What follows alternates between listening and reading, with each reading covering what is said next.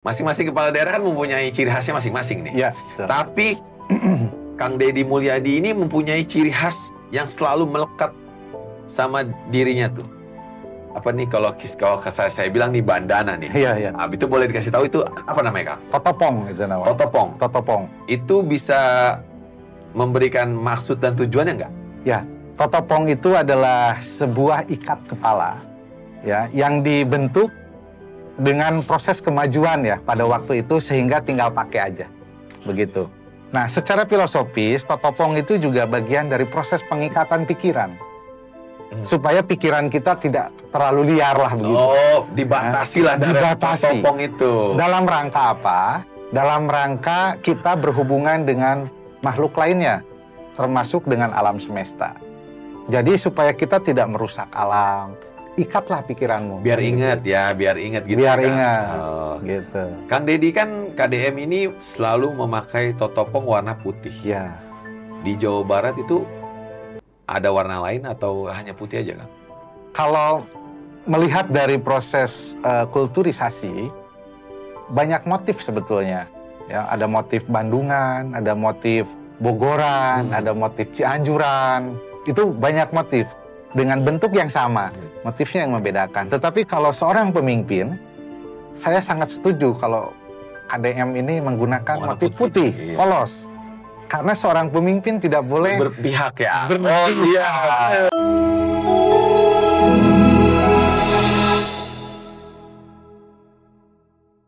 Assalamualaikum warahmatullahi wabarakatuh.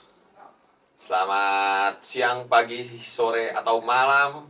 Ketemu lagi di Muda Bersuara, suara anak muda untuk Indonesia. Kali ini kami kedatangan seorang budayawan dari Jawa Barat, yaitu Kang Teddy Subarkah Kartaatmaja. Selamat sore, Kang Teddy. Sampurasun. Sampurasun tuh khas Jawa Barat. Sampurasun itu mengartikan apa, Kang? Itu sampurna ning ingsun. Yang artinya Semoga kita dalam kesempurnaan, dalam kesejahteraan, dalam keselamatan. panjang ya, Kang, artinya. Boleh. Ini kita seorang budayawan Jawa Barat yang mempunyai atau bisa dibilang sesepuhnya dari Cakra Putra Pajajaran. Iya, betul. Sesepuhnya. Sesepuh itu berarti tingkatannya lebih tinggi dari ketua. Kalau secara hierarki ya, Oh, berarti bisa ada Dewan Pembina gitu lah. Iya, Woi. seperti itu. Ya, Kang. Paling pertama boleh diceritakan dulu backgroundnya dari Kang Teddy.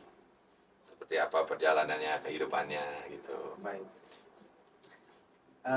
Saya lahir tahun 1980, tepatnya di Cianjur Selatan.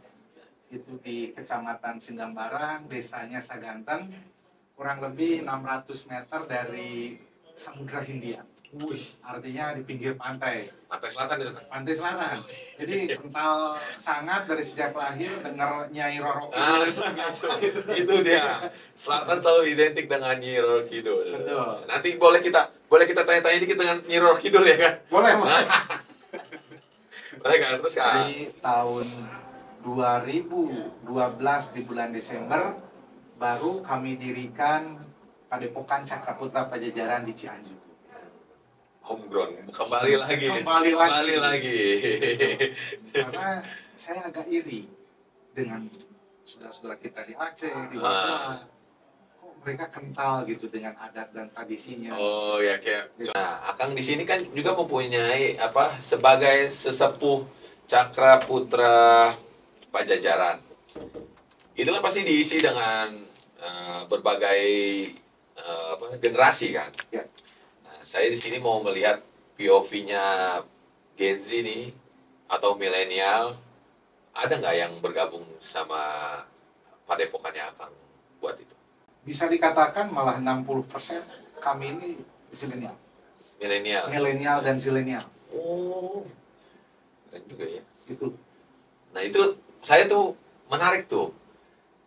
Sekarang kan terpapar dengan digital yang sangat deras nih. TikTok, media sosialnya yang cepat banget. Nah, bagaimana Akang melihat itu sebagai kayak mengenalkan juga budaya-budaya yang mereka punya ke masyarakat umum dari konten-kontennya gitu. Gimana kan? Yang pertama itu kita melihat bahwa budaya itu dinamis ya. Jadi tidak apa istilahnya tidak dogmatis. Bahwa budaya ini dinamis karena budaya itu sendiri secara hakikatnya adalah akal pikiran yang mendasari tingkah laku seseorang. Yang kedua, bahwa nilai-nilai tradisi itu kita coba bedah dari berbagai sudut pandang. Tentu tidak dari satu sudut pandang. Nah, di antara yang membuat teman-teman zilenial maupun milenial tertarik bergabung di Padepokan Cakraputra Pajajaran ini adalah bahwa kami memiliki kolaborasi musik. Musik khas tradisional, tetapi kami juga bisa kolaborasikan dengan lainnya. Misal, saya sendiri bermain musik. Nah, salah satunya saya menjadi basis. Nah, jadi bagaimana musik rock and roll, tapi di dalamnya ada unsur seni tradisi. Oh ya, itu sering tuh saya suka melihat tuh ada misalnya grup band metal. Ya. Terus dia menyelipkan unsur-unsur budayanya tuh. Nah, itu menurut saya menarik tuh. Betul. Jadi musiknya itu bisa memperkenalkan budayanya itu lebih luas lagi. Sepakat. Nah, kan gitu kan. Betul. Nah, dimaksudkan itu pemerintah daerah ini memberi bantuan atau seperti apa? Kalau bantuan mungkin sudah banyak kali ya dari dulu ya, mungkin ya. Tetapi aspek kemandirian dan regulasi secara kebersambungannya ini yang belum. Misal, seorang ahli main kecapi, dia kan nggak mungkin sehari-hari turun juga ke sawah. Betul. Atau apalah aktivitas ekonomi lainnya gitu ya. Otomatis secara ekonominya harus ada yang menopang. Iya. Nah, apa nih alternatif lainnya? Begitu. Oh, gitu. Jadi sebetulnya kalau dikasih bantuan terus mungkin terlalu ini kali ya. Iya, Nah, terlalu gitu. apa manja lah nanti. Manja lah, kurang baik menurut saya. Ya. Oh, ya. Saya juga kurang setuju kalau orang Gitu. dikasih bantuan tanpa ada alternatif lain. Betul. Gitu. Nah, dari Gen Z ini melestarikan budayanya ini, kan kayak kalau saya melihat itu lebih menarik lagi kalau dia ngonten bareng dengan, ada tuh saya ngeliat konten kreator. Contohnya aja deh, yang kemarin tuh lagi rame konten kreator dari Baduy. Ya kan? Mau dinikahin sama orang India gitu. Orang India sampai datang ke Baduy. Maksudnya kan ibaratnya kalau dia ngonten nih semuanya bisa melihat kan. Bagus untuk Indonesia sendiri, dikenal dengan budayanya, berbagai macam budaya. Bagaimana Akang itu menyarankan apa gimana ya? Menyarankan lah ya kepada anak muda itu untuk ngonten dengan budayanya sendiri gitu Kang. Ya, saya melihat fenomena orang India datang ke Baduy itu kan bukan pertama kali ya. Karena dari berbagai negara juga sudah pernah. Banyak ya. Tapi yang paling dekat kan itu ya, biar refresh ingatan lagi aja. Nah, supaya konten dengan budayanya sebetulnya mudah. Tinggal membuat tema-tema yang menarik, kemudian dikomunikasikan seperti apa bagusnya, mungkin cari waktu yang tepat, tinggal lanjutkan saja begitu. Mungkin mudah sebetulnya. Masyarakat adat di Gen-Z masyarakat adat nih mungkin koreksi kalau saya ya, kurang mengetahui tepatnya di mana nih cara mengonten baik dan benar gitu Kang. Betul. Iya kan, misalnya kayak jam postingnya, terus tree hook-nya, ya kan.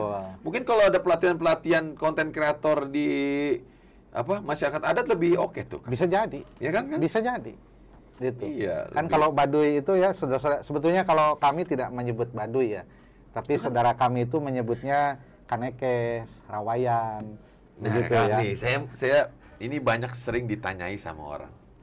Kenapa Tangerang, Banten pakai bahasa Sunda? Sedangkan kita terpisah sama Jakarta nih. Itu bisa diceritain nggak kan? Sedikit aja, biar menghilangi rasa penasaran aja. Sebetulnya itu hal yang bagus. Karena Jakarta ini kan super heterogen. Betul. Kan? Jadi kalau harus semua berbahasa Sunda kan tidak mungkin juga kan begitu. Atau berbahasa Jawa kan tidak mungkin juga. Artinya mari bahasa persatuan, kan itulah bahasa Iya. Indonesia, kan begitu. Nah, adapun ini Banten kenapa juga berbahasa Sunda?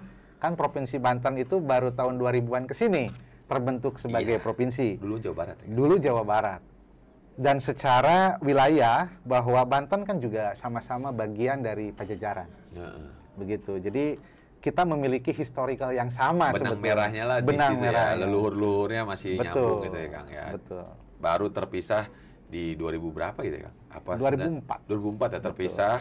Baru makanya kalau saya waktu saya ke Banten gitu. Ini kok bahasa hemat jadi bahasa Sunda nih. Oh, ternyata ada korelasinya dulu Jelas. ya. Leluhur-leluhurnya. Betul. Oke, baik Kang. Nah, saya penasaran juga nih sama Akang punya kepala daerah. Masing-masing kepala daerah kan mempunyai ciri khasnya masing-masing nih. Iya, betul. Tapi Kang Deddy Mulyadi ini mempunyai ciri khas yang selalu melekat sama dirinya tuh. Apa nih kalau saya bilang nih bandana nih. Iya, iya. Ah, itu boleh dikasih tahu itu apa namanya, Kang? Totopong itu namanya. Totopong. Totopong. Itu bisa memberikan maksud dan tujuannya nggak? Ya, totopong itu adalah sebuah ikat kepala ya yang dibentuk dengan proses kemajuan ya pada waktu itu sehingga tinggal pakai aja. Begitu. Nah, secara filosofis totopong itu juga bagian dari proses pengikatan pikiran. Supaya pikiran kita tidak terlalu liar lah begitu. Oh, dibatasi lah dari Dibatasi. totopong itu. Dalam rangka apa? Dalam rangka kita berhubungan dengan makhluk lainnya, termasuk dengan alam semesta. Jadi supaya kita tidak merusak alam, ikatlah pikiranmu. Biar ingat ya, biar ingat gitu Biar ya, Kang? ingat, Oh. gitu. Kang Deddy kan KDM ini selalu memakai totopong warna putih. Ya, Di Jawa Barat itu ada warna lain atau hanya putih aja, Kang? kalau melihat dari proses kulturisasi, banyak motif sebetulnya. Ya, ada motif Bandungan, ada motif Bogoran, ada motif Cianjuran. Itu banyak motif dengan bentuk yang sama, motifnya yang membedakan. Tetapi kalau seorang pemimpin, saya sangat setuju kalau KDM ini menggunakan Warna motif putih, putih, iya. polos. Karena seorang pemimpin tidak boleh Berpihak ya. Berpihak. Oh iya, bener. Bener kalau misalnya kayak memakai totopong dari Cianjur. Ah, Cianjur dong nih Nah, dia. itu. Oke, keren juga nih Kang Betul. ADM nih. Jadi Tapi dia itu versi saya ya. Iya, Pak. ini kan subjektif aja ya, subjektif aja. Itu. Subjektif aja. Nanti kalau Kang Deddy kesini baru kita tanyain apa arti Ya, totopong warna betul. putih itu. Betul. Oke. Nah, Kang Deddy ini kan dikenal sebagai gubernur ngonten ya, Ya, kan, ya, ngonten. ya. Tapi menurut saya itu efektif, Kang. Ya. Lebih efektif. Menyebarkan informasi dengan cepat dan tepat menurut saya. Ya, betul. Bagaimana Akang melihat itu? Kembali lagi bahwa budaya ini kan dinamis ya. Kalau dulu dalam rangka menyampaikan informasi apa yang dilakukan oleh pimpinan daerah, mungkin menggunakan media lainnya. Iya, media cetak, Iya, media online lama lah begitu. itu ya. Nah, sekarang beliau sudah memiliki tim konten kreator, tim konten sudah kreator. memiliki ini, adapun setting-setting dikit, ya namanya juga konten. Ya, oke. Kita tahu semua lah konten kreator. Iya, Nggak begitu. apa-apa lah itu setting-setting sedikit tapi memberikan efek dan dampak yang luar biasa pada masyarakat Jawa Kalau Barat. kami kan melihatnya substansi, Iya. ya kan? Substansinya edukatif Iya. atau dekonstruktif kan begitu. Kalau edukatif ya bagus dong kan Iya. begitu. Kalau substantif. Tapi kalau saya memandang ya, saya juga kebetulan warga Jawa Barat nih Kang. Ya. Cuma saya di Depok. Ya. Nggak mengenal begitu erat bagaimana budaya Jawa Barat itu bisa begini begitu. Nah, sebetulnya saya dari di Jakarta kan, tinggal di Depok. Yang saya lihat di Depok ini ada campuran Jawa Barat dan Betawinya, ya kan? Nah, dengan Kang Deddy ngonten ini, ini berarti kalau Depok ini kental dengan Jawa Barat harusnya kan? Nah, itu permasalahannya Kang. Bagaimana tuh seni dan budaya Jawa Barat itu harus tetap ada meskipun berbatasan dengan kota metropolitan. Persoalannya adalah di mana bahwa budaya ini dikulturisasi tidak harus dengan sekat-sekat skuisme. Kalau saudara-saudara kita di Betawi bilang, oh ini juga bagian dari budaya Sunda. Nah, Ya is oke. iya. Oh Sunda juga bagian dari budaya Betawi. Iya. Ya kenapa enggak? Enggak ada Iya, masalah. soalnya suka ada kemiripan kan. Nah. Ketika orang tua saya gini, ini sama kayak Jawa Barat nih, kayak teman saya nih, gitu kan. Betul. Itu kan, jadi ada korelasinya. Betul, sangat. Selama itu kita menghargai budaya-budaya yang ada, nggak Betul. masalah ya. Ya Kan? nggak masalah. Oke, oke. Tradisi ini kan yang tadi harus saling mengenal. Betul. Sehingga apa yang kurang ada di seni budaya Sunda, kemudian diisi sama saudara kita dari Betawi. Apa yang kurang ada di Betawi diisi juga dari sini. Kan mudah saja sebetulnya, begitu. Kang Teddy juga kan aktivis 98, Ya. kan? Saya mau menanyakan ini kayak bagaimana nih Kang Teddy ini sebagai budayawan atau masyarakat adat melihat 1 tahunnya pemerintahan Prabowo, apakah sudah signifikan khususnya untuk masyarakat adat? Khusus untuk masyarakat adat. Khusus untuk masyarakat adat, kami menggarisbawahi karena regulasinya ada di Undang-Undang Nomor 5 Tahun 2017, di mana salah satu substansinya itu terdapat proses perlindungan, pelestarian, pemanfaatan dan pengembangan kebudayaan. Yang diantaranya ya termasuk adat istiadat. Nah, ada 10 OPK. 10 OPK itu objek pemajuan kebudayaan. Gitu. Jadi bagaimana kemudian literasi adat, salah satunya ada pengetahuan tradisional, teknologi tradisional, ritusnya, manuskripnya, keseniannya, olahraganya, semua itu ada di dalam Undang-Undang Nomor 5. Iya. Nah, persoalannya adalah ketika kembali ke masyarakat adat, ya di sini kan kalau bicara masyarakat adat berarti bicara teritori. Iya. Ya ini nih, Iya kan? yang seru nih. Ntar saya mau nanya lebih dalam lagi tentang ini nih. Bicara teritori otomatis bicara wilayah. Iya. Bicara wilayah, bicara hak asal usul. Betul. Nah, di mana tanah adat adalah asal usulnya bagian dari proses adat. Betul. Karena kita juga akan terbuka bahwa sebelum negara ini ada, kan adat sudah duluan. Tapi bukan berarti adat duluan tidak kemudian menyepakati urusan dengan NKRI. Itu di luar konteks ya. Itu di luar konteks. Yang paling penting adalah bagaimana masing-masing menjaga ritmenya. Menjaga ritmenya, karena ritme dalam hal ini adalah hak dan kewajiban. Nah, sebagai contohnya Kang, saya menanya, ketika lahan masyarakat adat, terus ada proyek pemerintah jalan untuk menghubungkan antar kota untuk lebih cepat, itu bagaimana Kang? Apa kayaknya teknisnya di masyarakat adat itu? Mudah aja kok sebetulnya, tinggal komunikasi. Sorry Kang, soalnya kan banyak ini terjadi konflik-konflik di berbagai daerah-daerah lainnya Kang. Kalau untuk sarana umum sebetulnya nggak terlalu banyak. Haknya aja. Betul. Biasanya yang terjadi konflik itu ketika satu wilayah dijadikan kawasan apa gitu. Betul. Ya kan? Ya, ekonomi khusus itu. Iya kan?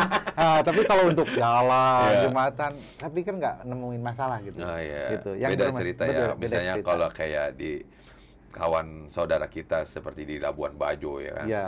Apa lahannya dijadikan ekonomi khusus wisata mahal itu. Betul. Terus tidak mendapatkan hak-haknya yang Betul. mereka harapkan. Itu Itu sih. menjadi konflik pasti ya kan. Permasalahannya itu Ya, aja. ketika masyarakat adat dan berkolaborasi dengan pemerintah pusat dijalankan dengan sehat, baik, benar, itu bakal nyambung-nyambung aja Kang. Nggak Ya. ada penolakan dari masyarakat Nggak ada, adat ya, karena pasti ya. konsep kita kan Pancasila, di mana sila terakhir adalah keadilan sosial bagi seluruh rakyat Indonesia. Di mana kalau ada Betul. kebutuhan yang lebih besar, kita akan mendukung pasti. Sangat mendukung. Gitu. Betul. Saya mau menyerempet dikit dengan RUU Masyarakat Adat. Baik. Yang menjadi apa tuntutan salah satunya kan mengakui keberadaan masyarakat adat sebagai entitas hukum dan budaya yang utuh serta hak tradisional mereka yang telah eksis sebelum negara ini berdiri. Ya. Nah, tadi seperti contohnya tanah tadi kan ya kan. Tanah adat yang sudah ibarat kasarnya sebelum negara Indonesia ini udah ada, kita ini udah ada duluan Betul, gitu. betul. Tapi bagaimana kita berkolaborasi dengan negara, dengan pemerintah pusat Ya. untuk bikin kebijakan lebih oke lagi di Betul. manfaatnya lebih bermanfaat lebih luas lagi. Betul. Iya. Sebetulnya ya perangkatnya kembali ke undang-undang ya. RUU Masyarakat Adat itu karena menyangkut hak teritori ya. Nah, itu kemudian sampai hari ini belum disahkan. Tetapi kalau menyangkut hak asal-usul, seni budaya, tradisi, ritus dan sebagainya itu sudah ada dalam Undang-Undang Nomor 5. Ah, itu udah letterless jelas. Oke. Itu. Tinggal bagaimana pemerintah daerah menafsirkan itu dalam bentuk teknisnya, apakah dibuat perda-perda. Misal kami sekarang sedang ingin mendorong untuk terbitnya perda kebudayaan atau perda masyarakat adat dan kebudayaan Jawa Barat. Itu berdasarkan Undang-Undang Nomor 5 tahun 2017, berdasarkan pasal 32 Undang-Undang Dasar 45 dan berdasarkan Deklarasi Human Rights and the Indigenous People PBB tahun 2007. Oke. Seru juga ya Kang ya. Betul. Nah, sejauh ini progresnya sampai mana? Belum. Ya, semoga pemerintah lebih dipercepat lah progresnya ya Kang ya. Ya, betul. Progresnya dipercepat, dibahas lebih cepat lagi. Semoga masyarakat adat ini lebih mendapat perhatian lah. Betul, karena regulasi kita ini kan proses pembahasan tidak bisa di eksekutif ya, Om. Iya. Ini kan betul. harusnya di legislatif. Iya. Legislatif ini menarik kan. Ah, Contohnya misalnya pemilihan legislatif kan. Semua kan pasti ke masyarakat adat dong. betul, Iya kan? betul. Harusnya ketika ayo coba kamu mau apa? Pasti kan? Betul. Tuntutannya apa? Oke, saya tampung. Ketika mereka jadi harusnya lebih mudah dong menyampaikan. Harusnya. Harusnya. Kan lebih enak harusnya. Harusnya. Nah, inilah kita harus anggota-anggota DPR, DPRD harus menyoroti apa yang menjadi keresahannya masyarakat adat, apa yang menjadi tuntutannya masyarakat adat. Semena-mena ini bukan untuk masyarakat itu sendiri ya, Kang. Ini untuk hal layak juga, hidup lebih Betul. aman, sejahtera. Betul. Ketika masyarakat ini hidup aman dan sejahtera, 0-0 pasti. Betul. Ibarat Intrik. kata, Om Rizky, ternyata harapan itu tidak seindah kenyataan. betul. Ya. Ya, semoga lah anggota legislatif kita lebih Betul. menyuarakan lagi Betul. apa yang kan dia wakil kita, Betul. wakil untuk menyuarakan suara kita. Betul. Lebih proaktif lagi lah ke pusatnya atau ke daerahnya masing-masing. Satu lagi Kang, kemarin nih kebetulan Menteri Kebudayaan mengunjungi Gunung Pancareng di Cianjur. Gunung Padang ya? Gunung Padang, astagfirullahaladzim. Gunung Padang yang di Cianjur. Ya. Akang sendiri yang mendampingi kan? Kemarin enggak? Oh enggak? Oh, kemarin enggak. Sebelumnya ya. Oh, sebelumnya. Sebelumnya. Oke. Maksud dan tujuannya itu apa? Gunung Padang ini ditemukan kurang lebih abad ke-18. Di mana kemudian digali kembali, maksud saya digali itu diteliti ya. Diteliti. Maaf Kang, ini Gunung Padang yang disangka piramid kan? Iya, betul. Tahun 1920, kemudian lanjut 1980, itu kemudian menjadi salah satu aspek penting penemuan arkeologis oleh pemerintah Hindia Belanda waktu itu kan. Masih Hindia Belanda. Masih tuh, Hindia ya. Belanda. Iya. Nah, kemudian tahun 2004 ini dibumingkan kembali, Iya. ya kan, bahwa ini adalah sebuah piramida gitu. gitu. Betul. Dan menurut Profesor Ali Akbar, ini memang piramida karena bahasa waktu itu ada perdebatan antara bahwa Gunung Padang ini punden berundak. Iya. Tapi menurut versi lain adalah piramida. Padahal sederhana, bahasa Inggrisnya punden berundak itu adalah piramida gitu. Jadi kalau Gunung Padang adalah piramida, iya dalam bahasa Inggris. Tapi kalau masyarakat adat misalnya, pasti kan masyarakat itu mempunyai leluhur, Ya. mempunyai cerita temurun ya kan, Ya. turun temurun mempunyai cerita. Kalau dari Akang ini misalnya dari leluhurnya gitu, Ya. apakah benar itu piramida? Betul. Piramida. Ya, Menarik tuh Kang ya. ya. Piramida generasi pertama. Paling tua. Ya. Karena piramida generasi berikutnya lebih disempurnakan seperti di Mesir gitu. Iya, yang saya tahu piramida itu kan seperti yang di Mesir, segitiga Betul. gitu kan. Betul. Nah, ini unik, ada di Indonesia. Betul. Khususnya di Cianjur ya Ya. kan, Kang? Itu kan menjadi perdebatan kita. Ini piramida bukan sih? Nah, saya mau nanya, nggak usah pakai peneliti-peneliti, saya mau nanya POV dari leluhurnya aja tuh. Ternyata Iya, piramida ya. Piramida. Soalnya leluhur itu mempunyai cerita turun-temurun ya Kang. Yang Betul. sangat yang dipegang teguh sama Betul. generasi-generasi selanjutnya. Betul. Karena di Gunung Padang ini menurut kan kalau di kami itu dikenal dengan budaya tutur ya. Nah. Jadi cerita turun-temurun Iya, kan itu, begitu. Jadi Gunung Padang ini memang memiliki beberapa fungsi. Ya, salah satu fungsinya adalah pengamatan astronomi. Iya. Ya, yang pertama, yang kedua juga sebagai laboratorium pergempaan. Karena Gunung Padang ini bebatuannya dalam bentuk kolomnar join, juga setting join dari letusan Gunung Lingkung. Gunung Lingkung itu adalah bapaknya Gunung Gumuruh, dan Gunung Gumuruh ini adalah bapaknya Gunung Gede Pangrango yang kita kenal sekarang. Oh. Begitu. Jadi prosesnya panjang. Panjang itu pasti ribuan tahun ya Kang. Betul. Menarik. Makanya menarik nih ketika Menteri Kebudayaan kita berkunjung lagi ke Cianjur, Gunung Padang. Iya. Seperti kan ada yang mau diteliti lagi lebih lanjut ya kan Kang? Ya, karena amanat kita bahwa Gunung Padang ini adalah warisan budaya bendanya dunia. Iya betul lah kalau misalnya itu piramida Dan itu. sekarang sedang kita usulkan. Dan yang saya tahu informasi yang terakhir itu emang itu batuannya mirip seperti yang di Mesir ya Kang? Betul.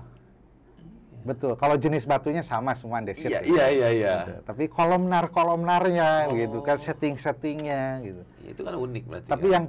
yang paling mirip itu seperti peninggalan suku Maya ya. Suku Maya Ya, itu, di situ. di Amazon itu. Itu persis itu. Oh. Amerika Latin itu. Ya, Iya. karena dari bentuk struktur bangunannya itu Ya, kalau persis. dari Amerika Latin orang-orang kita aja hampir sama mereka Betul. kan, dari postur tubuh, dari Betul. wajahnya sama.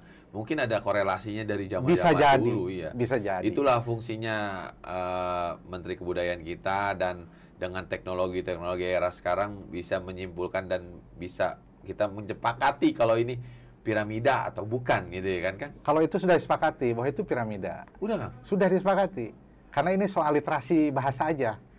Oh iya, maksudnya kan yang kita literasi bahasa apa yang tadi yang padahal sama aja. Punden berundak. Iya, padahal sama aja itu Ya. baca. Tapi kan masyarakat kita masih memperdebatkan. Soalnya kurang, kalau di masyarakat kita yang menangkap masyarakat itu, masa sih di sana Mesir, di sini Indonesia ada juga? Kan terlalu jauh. Ya mungkin aja dari proses terjadinya bumi ratusan Betul. puluhan tahun yang Betul. dulu bisa terjadi kan. Kalau boleh saya mengutip pendapat dari Profesor Dani Hilman Atawijaya bahwa Gunung Padang ini dibuat dengan 5 fase. Tetapi yang baru diteliti itu berdasarkan 3 fase. Fase pertama, yang fase itu disebut teras. Ya, teras 1, teras 2, teras 3, teras 4, teras 5. Nah, teras 5 yang sekarang kita kenal itu adalah periode terakhir dalam proses konstruksi Gunung Padang. Yang paling terakhir pembangunannya. Betul, dan proses pembangunan Gunung Padang itu terpaut per 3.000 tahun. Jadi dari teras 1 sampai teras 2 itu 3.000 tahun. Teras 2 sampai 3 tambah lagi 3, tambah lagi 3.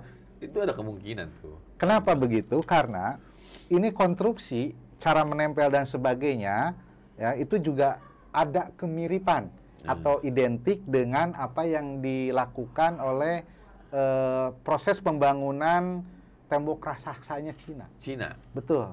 Kan itu tidak dalam satu periode kekaisaran. Iya, betul. Itu kan sekian ribu Iya. tahun mereka juga membangun itu.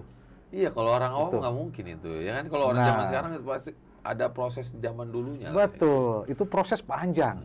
Tidak satu, apalagi 1-2 hari ya, enggak. Panjang itu. Nah, sampai di teras 5 itu terdapat yang namanya batu singgasana. Itu sampai ke atasnya itu mungkin sekian ribu tahun. Iya, betul. Itu. Ya. Ya semoga aja lah kita menyepakati dan semua masyarakat awam nih lebih apa namanya? Apa sih namanya kalau misalnya terinfluence gitu? Dengan datangnya Menteri Kebudayaan kita lebih meyakini masyarakat awam lah, itu masyarakat kan awam. sebetulnya nggak ada perdebatan lagi gitu. Sebetulnya perdebatannya bukan pada piramida atau bukan, tapi pada periode waktu. Yang seperti Akang bilang tadi, Betul. 3000 itu. Makanya ingin digali itu menemukan karbon yang tertinggal dalam masanya secara geologi, secara antropologi, geodesi dan sebagainya begitu ya, dengan disiplin ilmunya tentu. Nah, jadi ketahuan nanti dengan kedalaman 100 meter misalnya, oh ternyata struktur ini bisa sekian ratus atau ribu atau juta tahun kan begitu. Iya. Menarik. Itu sebetulnya. Menarik. Jadi tapi itu dengan legitimasi ya tentu saja karena kewenangan pengelolaan Gunung Padang ini adalah di Kementerian Kebudayaan, otomatis Pak Fadlizon lah yang bertanggung jawab soal itu. Kalau longsor juga beliau yang tanggung jawab. Nah, kesimpulan panjang lebar seperti kita bicarakan. Saya mau balik lagi nanya. Kesimpulannya, pemerintahan Prabowo 1 tahun ini, masyarakat puas atau tidak? Menurut saya. Dalam bidang apa dulu? Ya, dalam bidang untuk menyejahterakan masyarakat rakyat, nggak ada konflik lagi. Misalnya apa aja dah pokoknya. Secara ekonomi ya, secara ekonomi kalau saya melihat relatif stabil. Alhamdulillah. Ya. Relatif stabil. Ya. Kenapa? Karena masyarakat hari ini bisa berusaha dengan banyak bidangnya, terutama ketika MBG digulirkan di setiap daerah. Menarik. Begitu. Terima kasih sudah mengingatkan saya.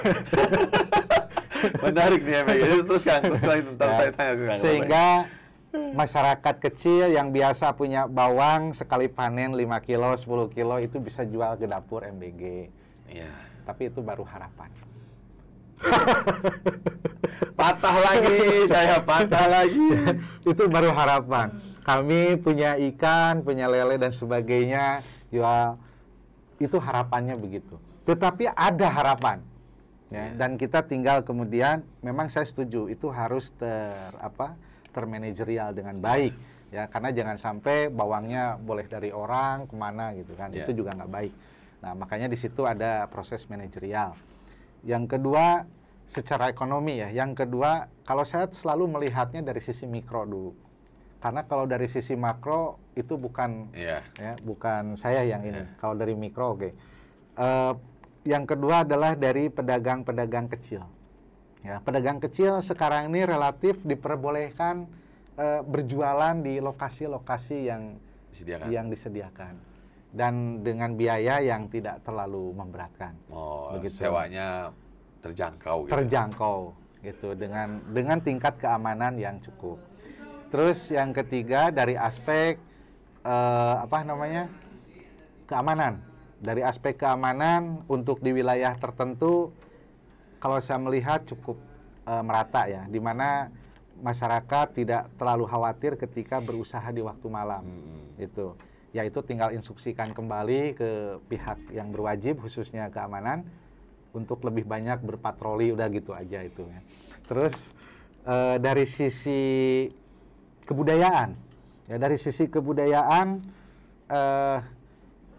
dengan Undang-Undang Nomor 5 Tahun 2017, sekarang ini para dinas lagi sibuk membuat Dapobud, data pokok kebudayaan.